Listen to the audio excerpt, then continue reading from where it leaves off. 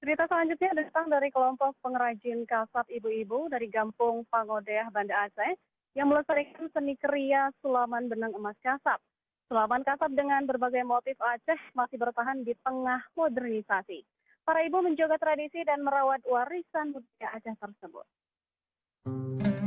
Inilah produk kasab sulaman benang emas berbagai motif khas Aceh yang diproduksi oleh kelompok pengrajin kasab Aceh, ibu-ibu warga Gampung Pangodeah, Kecamatan Ulay Karing, Kota Banda Aceh.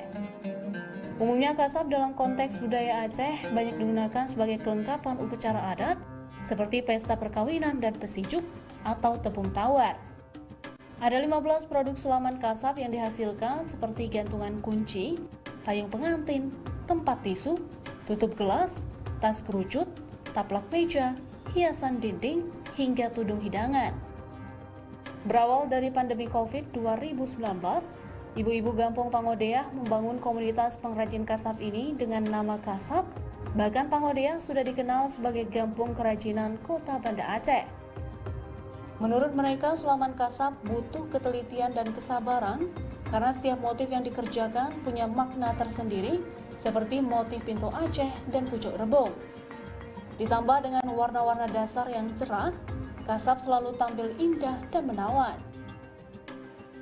Kebetulan kami mengerjakannya melalui rangkang dan juga penjahitannya manual, menggunakan tangan. Dan juga kami memiliki juga ada banyak produk-produk, ada 15 produk lebih kurang, dan juga produk yang paling laris dan yang paling juga banyak yang disukai konsumen dan pembeli, kipas, gantungan kunci, bingkai dinding, payung pengantin, dan juga ada juga orderan dari juga kalangan pejabat, songket. Ya. Desa ini diangkat menjadi desa kerajinan di Kota Banda Aceh.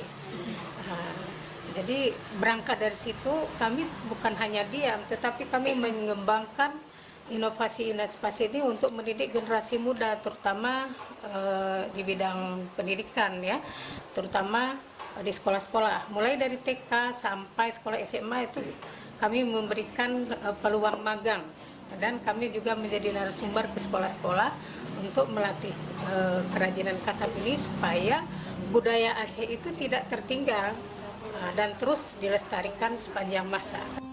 Sulaman kasab Pangodeah banyak diminati tamu pemerintahan, dijual sebagai souvenir dan menerima pesanan dari berbagai kabupaten kota di Aceh.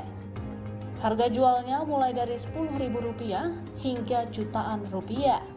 Baik Irawati maupun Hayati berharap apa yang mereka kerjakan mampu untuk memberdayakan masyarakat kampung atau desa agar sejahtera secara ekonomi, serta ikut menjaga tradisi dan melestarikan budaya Aceh hingga abadi. Mustajab, Kompas TV, Banda Aceh.